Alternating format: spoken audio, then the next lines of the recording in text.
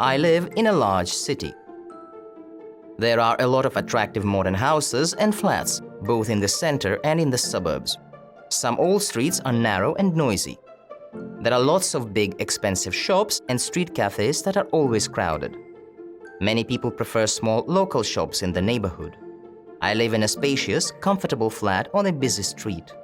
My family moved house a few years ago. We immediately made friends with our neighbors. Sometimes my mom asks me to do some errands. Usually I have to do the shopping. There is a baker's opposite my block of flats. Next to the baker's, there is a bank and a chemist's. My family usually buys food at the corner shop to the left of my block of flats.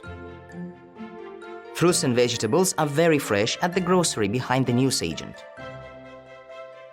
I love my neighborhood.